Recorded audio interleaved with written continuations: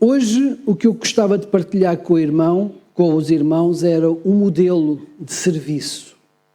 E nós vamos olhar para a cruz, vamos olhar para aquilo que Jesus disse enquanto estava crucificado. Durante a crucificação de Jesus, Jesus disse 7 frases. E com base nessas 7 frases, nós vamos estar a analisar, digamos assim, a meditar sobre a forma como Jesus serviu. Há palavras que nós esquecemos rapidamente. Há conversas que nós temos que não têm importância nenhuma. Por exemplo, sobre o Porto Benfica ontem. A gente esquece rápido. Sobre o tempo, a gente esquece. Mas há palavras que nos ficam gravadas no coração. Por exemplo, quando as primeiras palavras de um filho, aquele pedido de casamento. As meninas sorriram, os homens mantiveram-se firmes. Também, outro tipo de palavras que nos tocam muito são as palavras de alguém que está no leito de morte. Quando alguém está a morrer, normalmente diz aquilo que é o mais importante, o mais precioso. E quem tem a oportunidade de ouvir, guarda essas palavras para sempre. E estas foram as últimas palavras de Jesus antes da sua morte. E eu gostava então de meditar na primeira frase que Jesus disse. Creio que vai ser projetado. E a primeira frase que Jesus disse na cruz do Calvário foi: Pai, perdoa-lhes, porque não sabem o que fazem. Jesus tinha abdicado da sua glória dos céus. Tinha-se esvaziado a si mesmo, tornando-se limitado num corpo de homem. Ele era Deus, mas fez-se homem. Viveu como um homem inculpável diante de Deus. Nada do que fez, pensou, sentiu podia ser censurado por Deus Pai. Ele foi perfeito. Ele amou e fez bem a tantos. Quantos nós lemos nas Escrituras que foram curados, que foram libertos, que foram abençoados? A história de vida de Jesus é uma história de amor. Mas ainda assim os homens gritaram: crucifica-o, crucifica-o. Então ele foi injustamente julgado, foi torturado e foi cravado naquela cruz no Calvário. Apesar da traição, da injustiça, da crueldade, Jesus ainda assim amou o homem, os homens, incondicionalmente. Esta frase prova esse amor. Para servir o homem, Jesus predispôs-se a perdoar.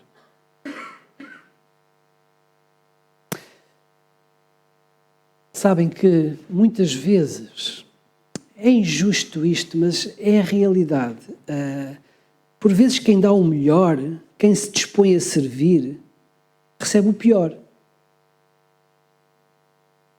Nem sempre, quando nos dispomos a servir, recebemos alguma coisa boa. E é assim desde o Éden.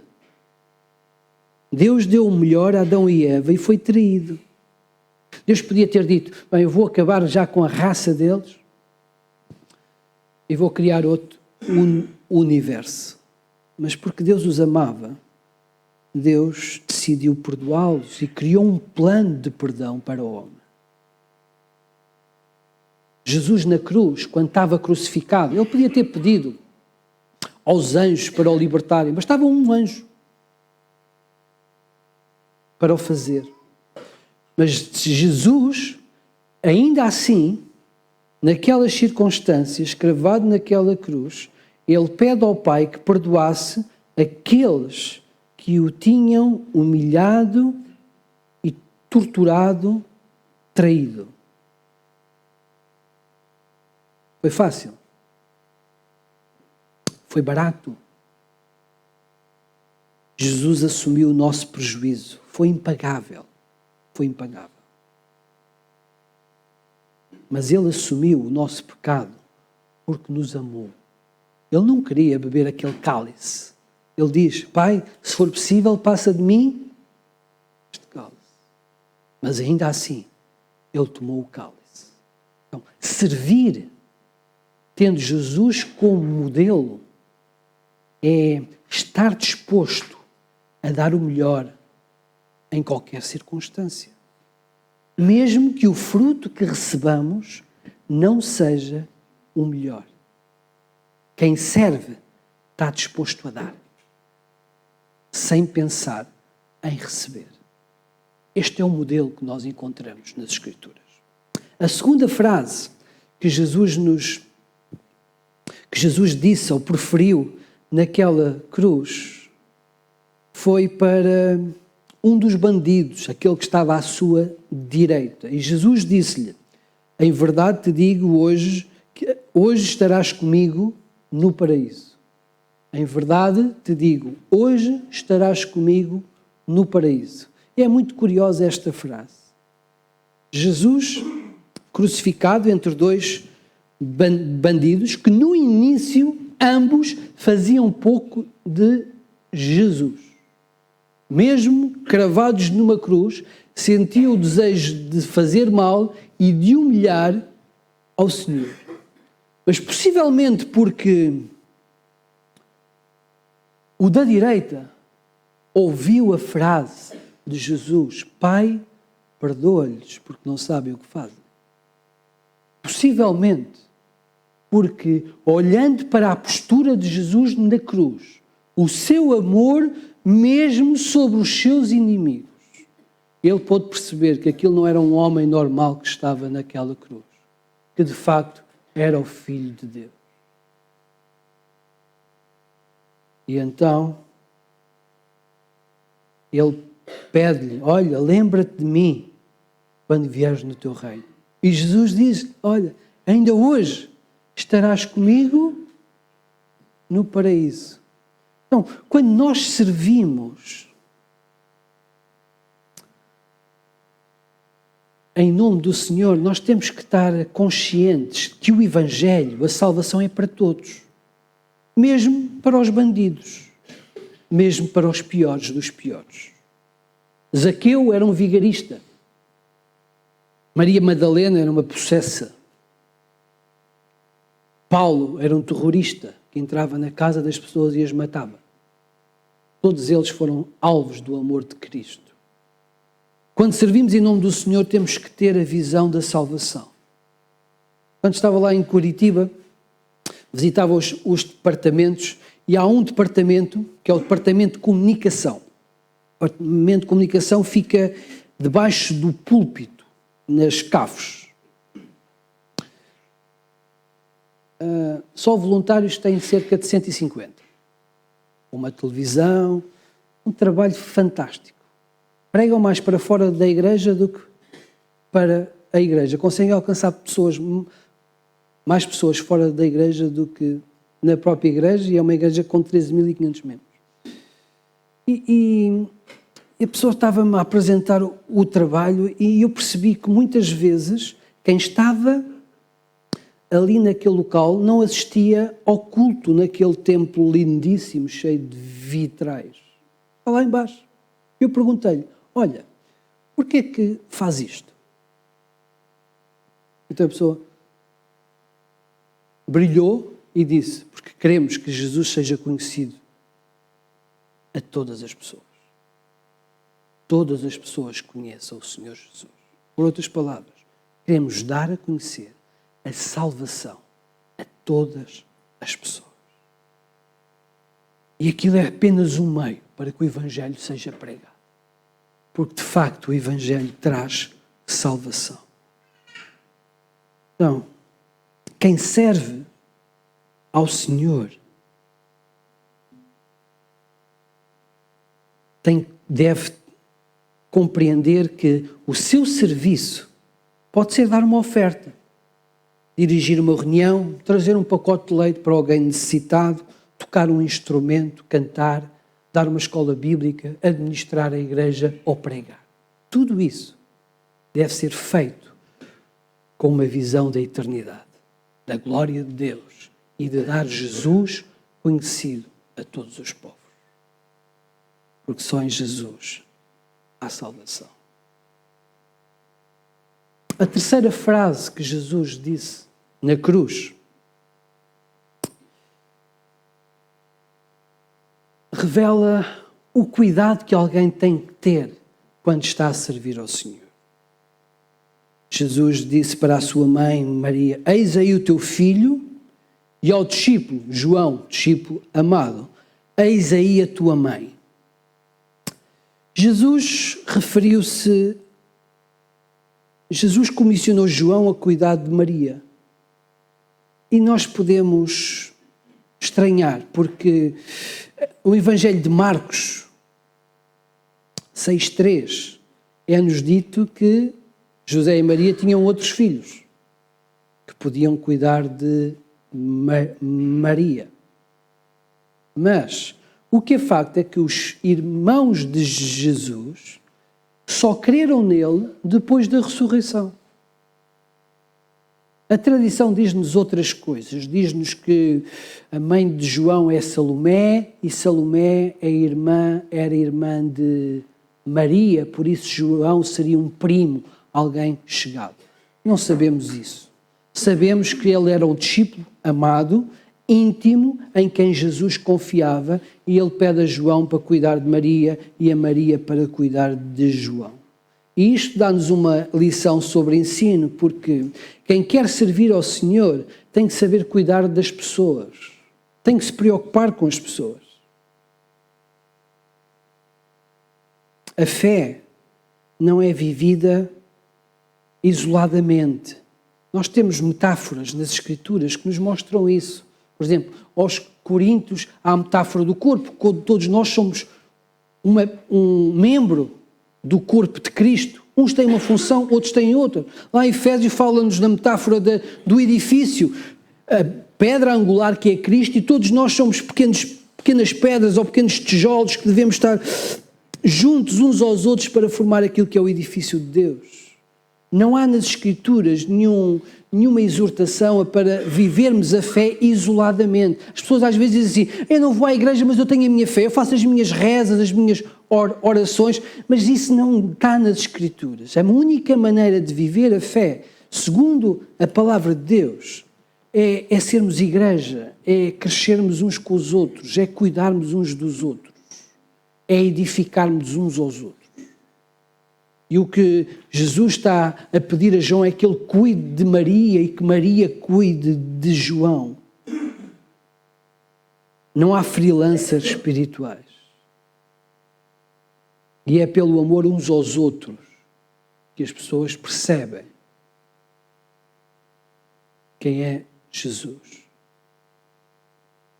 Por isso, quando servimos em nome do Senhor, nós temos que ter um sentido de cuidado por aquele que está ao nosso lado. Amor a quem estamos a servir. A quarta frase é possivelmente a frase mais triste da história da humanidade, a frase mais injusta, mais cruel que podia ter sido dita. E diz: Eli, Eli, lama sabatani. Isto significa: Deus meu, porque me desamparaste. Por momentos, Jesus não sentiu a presença do Pai. Os irmãos, lembram-se que Jesus estava crucificado, por volta do meio-dia até às 3 da tarde, houve um apagão.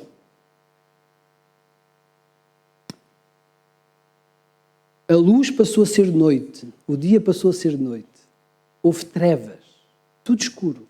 De um momento para o outro, o dia passou a ser noite, como se a natureza tivesse em luto, tivesse em horror por aquilo que estava a acontecer a Jesus. Jesus crucificado Ao meio-dia, à altura de maior sol, o sol está mais alto, ficou tudo negro. Nessa altura, os pecados da humanidade foram lançados sobre Jesus. Os meus pecados, os seus pecados, foram lançados sobre Cristo.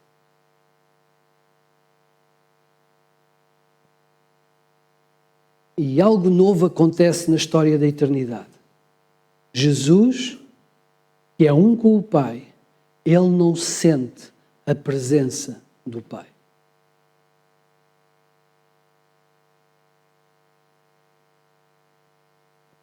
Jesus tornou-se pecado. Todo ele era imundo. Ele foi traspassado, como diz Isaías, pelas nossas iniquidades. Deus Pai tratava-o como culpado naquela cruz, porque ele substituiu-nos. E ele pagou pecado por pecado. Foi desgastado por nós. Hernandes Dias Lopes disse algo semelhante a isto. Deus desamparou o seu Filho para nos abraçar a nós.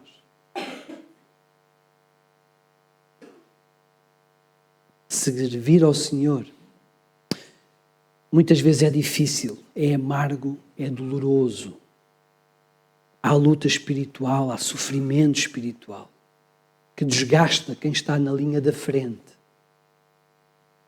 Quem quer servir tem que estar disposto a cumprir a vontade de Deus, a vontade do Pai, e ser fiel, mesmo quando é muito difícil, mesmo quando aparentemente não vemos resultados. Mesmo quando não compreendemos as circunstâncias. Ainda assim, podemos olhar para a cruz e compreender que vale a pena ser fiel, mesmo não compreendendo as circunstâncias. Jesus é o nosso modelo. Por isso, quando olhamos para a cruz e vemos como Jesus serviu para que nós fôssemos salvos, nós perdemos qualquer condição moral de dizer que estamos muito ocupados nos nossos múltiplos afazeres ou que determinado serviço dá muito trabalho.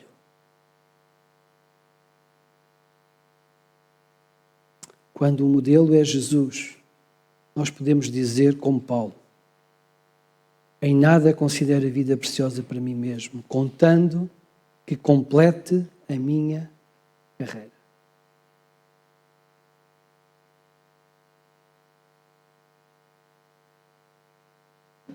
A quinta frase é muito curta. Jesus disse, tenho sede. O Criador dos oceanos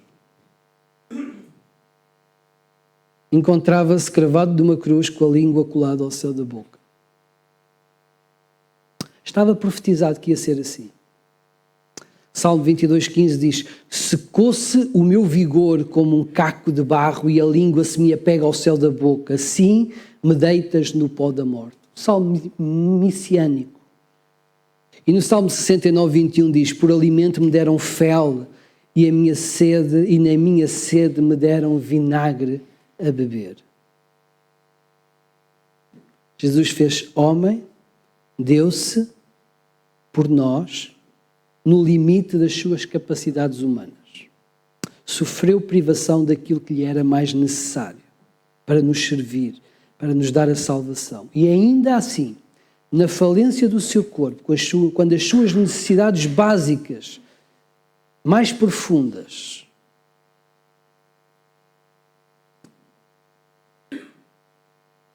o esmagavam, ainda assim, ele continuou a ser fiel.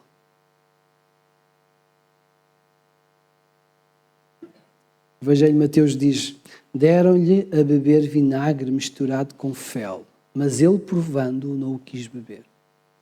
Mesmo naquela cruz,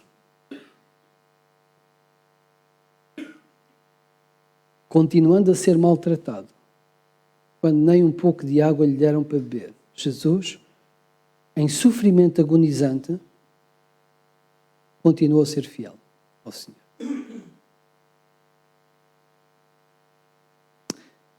Creio que o sofrimento espiritual foi o sofrimento mais poderoso, mais agonizante. Mas o sofrimento físico levou o seu corpo aos limites, ao colapso. Desde o jardim de Getsemane, quando ele transpirou sangue. Os seus músculos doridos, a sua carne rasgada, as câimbras, a falta de ar. Cada vez que Jesus queria dizer uma frase, ele tinha que fazer força no prego que o cravava à cruz para poder elevar o seu corpo, para ter oxigênio, para poder dizer uma frase. Sofrimento horrível.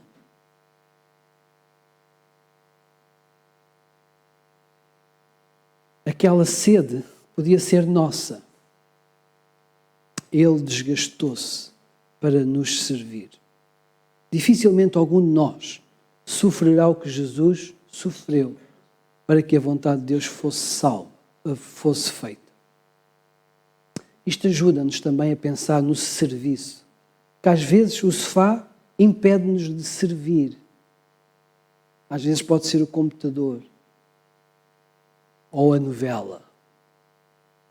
Às vezes deixamos de servir por comodismo nosso. Por isso eu queria deixar este exemplo para os irmãos. O nosso modelo é Jesus. A nossa referência é o Calvário. A sexta declaração é de vitória. Jesus disse, está consumado. E a palavra é tetelestai. O verbo tetelestai significa completo, terminado, está cumprido, está feito. E era usada esta palavra quando o pai dava um recado ao filho, uma missão, e o filho chegava ao pé do pai e dizia, tetelestai, está feito. Ou então, a palavra podia ser usada quando uma dívida era paga. Havia uma dívida e o pagante chegava e quitava a dívida, pagava a dívida. E na altura de pagar a dívida, ficava a conta a zero e dizia, tetelestai, está pago. Esta palavra também podia ser usada quando uma propriedade era comprada. Eu adquiri uma propriedade, agora é minha, e por ser minha, eu digo tetelestai. Adquiri. Ou então, podia ser usada quando um general, quando um militar ia para a guerra, e quando acabava a campanha e tinha ganho aquela batalha, então ele dizia tetelestai. Eu venci. Terminou.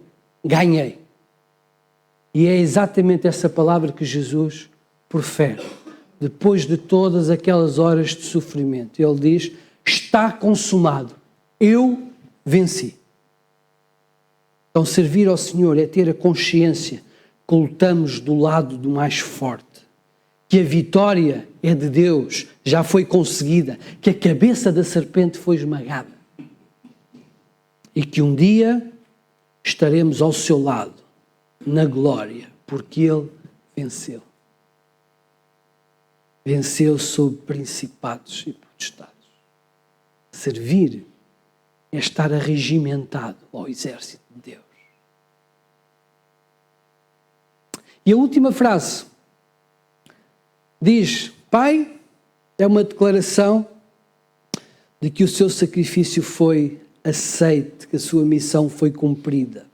Pai, nas tuas mãos entrego o meu espírito. Jesus não foi à cruz porque Judas o traiu. Jesus não foi à cruz porque os judeus tramaram um plano para o matar. Jesus foi à cruz porque esse era o plano de Deus. É verdade que isso aconteceu. Mas tudo isso fazia parte do grande plano misterioso em que Deus fazia homem para no Calvário morrer, substituindo o homem. Tudo isso fez parte do plano de Deus. E as profecias cumpridas, mesmo na cruz, são evidência disso mesmo. O plano misterioso levava Deus a servir o homem para resgatá-lo da morte e dar-lhe a vida eterna. Então, morrer para aquele que crê em Jesus significa entregar o Espírito ao Pai. Significa entrar no paraíso de Deus, chegar a casa, ganhar o céu. Significa morrer para aquele que pertence ao Senhor. Em Apocalipse, Deus escreve às igrejas e entrega uma mensagem ao pastor de Esmirna, ao anjo que estava em Esmirna. Uma igreja que sofria perseguição, que vivia uma tribulação muito intensa. E o Senhor, lá no versículo 10, diz, creio no capítulo 2, diz: ser fiel até à morte e dar-te-ei a coroa. Vamos dizer todos? Ser fiel até à morte e dar-te-ei a coroa da vida. Servir ao Senhor é servir o Deus vitorioso, o Deus de amor, o Deus que nos deu a salvação, o Deus em quem nós podemos confiar. Servir ao Senhor é estar na fila para ganhar esta coroa de justiça, coroa que nos dá, que celebra a vida eterna que Jesus conquistou no Calvário para nós. Estamos no início do ano. Estamos numa fase de mudanças na nossa igreja, de estrutura, de mudar a estrutura da igreja. Mas eu quero continuar a exortar os irmãos que o padrão continua o mesmo. O padrão do nosso compromisso, a abnegação que precisamos, o esforço que devemos ter ao servir o Senhor, deve ter como referência Cristo e o Calvário. Jesus é o exemplo que devemos ter em mente quando nos predispomos a servir ao Senhor, seja a fazer o que for. Queremos honrar ao Senhor e fazê-lo conhecido a todas as pessoas. Por isso eu quero desafiá-lo a servir ao Senhor. Quando olhamos para a cruz, quando olhamos para as Escrituras, quando vemos o que Jesus fez por nós, nós ficamos sem argumento para dizer: eu não quero, eu não tenho tempo, ou eu não sou capaz. Nós não temos argumento para o Senhor. Por isso eu quero dizer-lhe, olha, quero que o irmão consagre o seu tempo ao Senhor. As suas ofertas, o seu saber, as suas capacidades, os seus talentos, a sua vontade, a sua disposição, as suas orações. Precisamos muito, irmãos, pessoas com compromisso de oração. Nenhuma igreja vence se não tiver oração. Precisamos aqui das mães que oram à terça-feira, à sexta, pessoas comprometidas, às vezes cansadas, estão aqui cansadas no final da sexta-feira, estão comprometidas porque creem no poder da oração. Nós precisamos de guerreiros e guerreiras de oração. E deixem-me dizer isto à igreja. Um grande exemplo para todos nós são os nossos jovens. Estão cá sempre. Estão cá sempre. Não só os jovens, mas os jovens são exemplo para esta igreja. Precisamos de gente comprometida. Quer fazer, quer honrar ao Senhor e quer fazer Jesus conhecido entre todos os povos. E este é o meu desejo. Este é o meu compromisso. Eu e a minha casa serviremos ao Senhor. Eu quero dizer o que tenho visto também. eu e a minha igreja serviremos ao Senhor. O nosso modelo é Jesus. A referência é o Calvário. Amém? Vamos orar.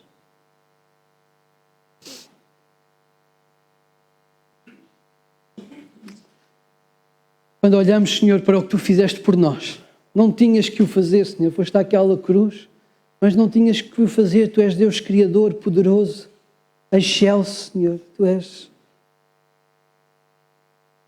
Criador dos céus e da terra, Deus sublime. Oh, Senhor Deus, e Tu amaste-nos. E porque Tu nos amaste, Tu te dispuseste a servir-nos, a sofrer o que sofreste, para que nós pudéssemos ser Teus. Não queremos dizer, Senhor, que agradecemos a salvação, a vida eterna, o amor em Jesus, e nos predispomos também nós a servir com a nossa vida, para que Tu sejas reconhecido como o grande Deus de amor que és, e para que as pessoas à nossa volta possam conhecer a salvação em Jesus. Ó Senhor Deus, ajuda-nos no nosso dia a dia a fazer-te conhecido, a honrar-te, a servir-te. Ajuda-nos como igreja a ficarmos focados em Ti, na Tua vontade. Ajuda-nos a estarmos arregimentados ao Teu exército de amor. Senhor, cumpre a Tua missão através de nós. No nome do nosso Senhor, nós oramos. Amém.